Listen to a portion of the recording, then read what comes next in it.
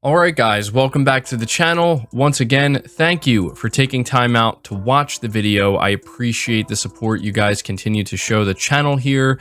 Before diving into this video, I have to let you guys know something because it's something that many of you have been pointing out to me. I want to make it clear that as of right now, and for the time being, I will not be replying to any comments down below. The reason for this is, for some reason, there is a bot that is spamming my channel, and to avoid any confusion, I want to make it clear, do not respond or reply or even acknowledge the comment that you see that is using my channel logo. It's not me. Again, I will not be responding to any comments until the situation is taken care of. With that being said, one of the things that I'm going to encourage you to do on top of liking this video, if you do end up enjoying it or finding it informative, is make sure you subscribe to the channel if you haven't yet. We are on our way to 100,000 subscribers. When I hit that 100K milestone, I will be able to get my channel officially verified by YouTube, which should help with a situation like this. So again, I will not be replying to anybody in the comments. If you see any reply that looks like it's from me, it's not. Just had to make that clear. But we are diving into the first topic of this video, which brings us to a Twitter account of what seems to be a PlayStation insider. Now, this PlayStation insider says PlayStation is rumored to announce the return of an extremely popular franchise in Q4 2022, with the game's development rumored to be around 70% complete. Now, obviously, this is a very vague thing that they're saying here, and they've gotten quite a few questions, and they did answer a few questions. The most important when it comes to how credible this source is, they said my last account was deleted at 10,000 followers due to a copyright strike. I will now be posting all leaks and inside info here. It's worth noting that this is legitimate. I looked into it. This individual did actually have another account, and they did get a few things right, something specifically with Nintendo, and it seems that it ended up taking their account down. But we also have other individuals asking questions. Somebody says, can you at least give us a hint, extremely popular first party or extremely popular third party franchise? And Video Game Leaks responds by saying, I have more info on this, but I'm waiting to hear back from my source to make sure before I post anything. And somebody asks about the release, and they say, do you mean they will announce the game in Q4 2022 or will they release it in Q4 2022? And they say announce. The game is set for a 2023 release as far as I know. And so as of right now, this is all the information we are getting from VG News Insider over on Twitter. We will have to keep tabs on this, and obviously I'm going to be interested to hear what they have to say when they give more specific information about what this game is. But I want to ask you guys, if this does turn out to be true and Sony is at the end of this year going to announce the return of an extremely popular franchise, which franchise do you think it's going to be? I think the terminology they're using here is worth paying attention to, because I don't think you could call every single franchise, certainly not underneath Sony, an extremely popular franchise. And I think because of that, it kind of whittles it down a little bit, maybe makes it easier for us to gauge what franchise they could be talking about. So I want you to let me know down in the comments below what it is you think they're talking about. It would have been extremely helpful if they let us know if it's a first or third party title. That really, I think, would have helped kind of let us narrow this down even more. But nonetheless, we've been hearing a lot of insiders who apparently have sources talking about PlayStation lately, and it just seems like there is a lot of movement behind the scenes when it comes to PlayStation. There's a lot going on, and you have to imagine that there are a lot of games in development that we don't know about yet, and as time goes on and Sony doesn't announce any more new games, there's a higher chance that, you know, they're going to start leaking out. We're going to start kind of catching wind of, you know, some of these titles that Sony has been saving. So leave your thoughts about that down in the comments below. We are moving on to the next topic, which talks briefly about Gran Turismo 7. Specifically, the trophies have leaked and it seems that they're going to be less of a grind than past GT games. This is reading from WCCF Tech, where it says Gran Turismo 7 doesn't launch for a few more days yet, but some early physical copies are already out in the wild, and as such, we now know the game's full trophy list. The good news for those who don't have unlimited time on their hands is GT7's trophies focus on more creative challenges rather than super time-consuming stuff like grinding all the way to player level 50. And so they do provide the entire list here that you can look over if you are interested in doing so. But I thought that I would just let everybody know about this, because even though I'm not going to be picking up GT7 at launch, and I don't know when or if I'm going to play it, I know that many of you listening to this are big fans of GT7 and are extremely excited to be playing it in a few days. And I assume that quite a few of you are also planning on at least trying to platinum this game as well. So hopefully that's good news for you. Next up, we have official news on the Twisted Metal TV show. I really don't know how to feel about this, and I'm definitely going to be interested to see what you guys think of this.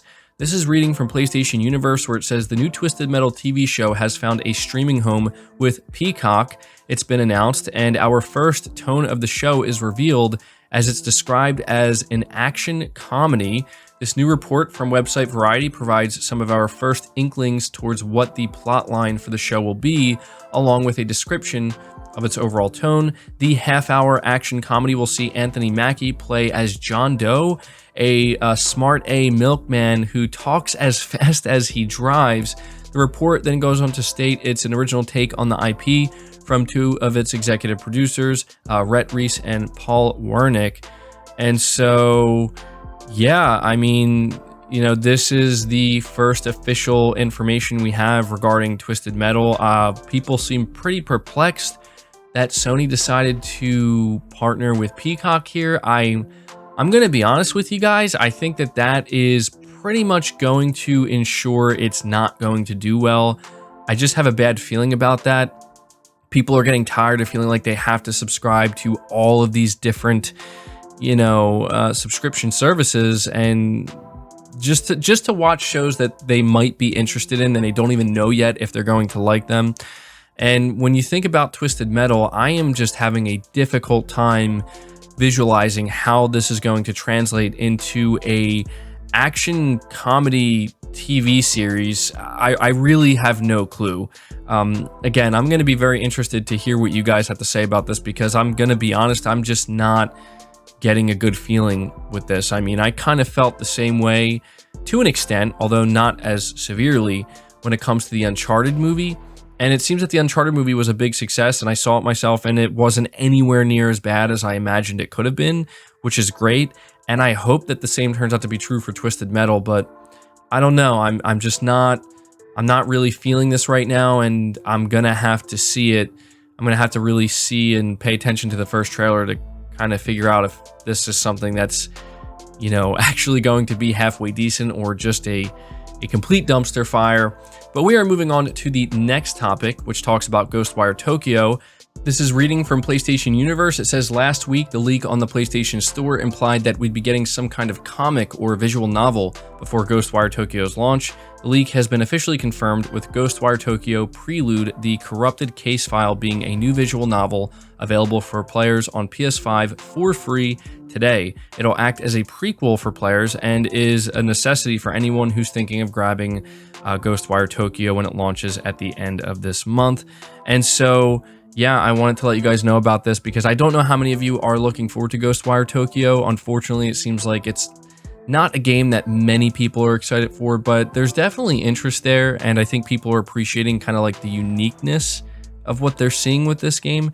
So yeah, if it's something you're looking forward to and you happen to have a PS5, this is out now for free. And the final topic I want to cover for you guys talks once again about Elden Ring. Specifically, we have Hidetaka Miyazaki making it clear that he has no plans of making his games easier, and how he believes that the difficulty of From Software's titles is part of their identity. So this is reading from PlayStation Universe once again, where it says Elden Ring is out now and is the latest effort from Dark Souls creator Hidetaka Miyazaki, aka the person who makes difficult games. And from the looks of things, Miyazaki-san has no plans to stop making this type of gaming experience going forward. Speaking with the New York Times, Miyazaki also admitted that he's not actually that good at video games, which is somewhat surprising given the challenging output he's known for. We are always looking to improve, but in our game specifically, hardship is what gives meaning to the experience. So it's not something we're willing to abandon at the moment. It's our identity. I die a lot, so in my work, I want to answer the question, if death is to be more than a mark of failure, how do I give it meaning? How do I make death enjoyable? Pretty interesting quote there from Miyazaki, but I certainly understand, as I'm sure many of you do, what exactly he's trying to convey. Not only is he making it clear that, look, they're not going to be putting an easy mode in their games anytime soon. This is part of the overall experience. He goes as far to say that it's part of their identity, which I wholeheartedly agree with, and I think pretty much everybody would. He also points out that, look, I'm really not that great at these games either, and I struggle, but what he's focused on is how to give that further meaning. How do you make, as he puts it, pretty much dying in these games enjoyable? And I think that if you look at the way it's structured, that's how you do it. You make it difficult. You make it something that, hey, if you die 50 times in a row, yeah, that's going to suck. That's going to be frustrating. But when you do finally get to that point where you overcome it, that's where you're going to find a sense of satisfaction and a reward that you likely won't get in many other games. And for a lot of people, that's really kind of what separates the experience in From Software games, or that you get when playing From Software games compared to many others. So, there's always a lot of discourse with this specific subject. Should From Software make their games easier, more accessible? And, I think Miyazaki, he's doing the right thing here as a creative. He's just making it clear that, look, I'm not trying to make it less accessible, but this is the vision he has for his game, and this is what he wants his game to be, and I respect that. So yeah, just wanted to be sure to let you guys know about that, but that's going to do it for this video. I hope you did enjoy it. I hope you did find it informative. Again, if you did, leave it a like, subscribe to the channel if you're new, hit the bell notification icon, and feel free to share this video out on top of all that. But until next time, guys, take care.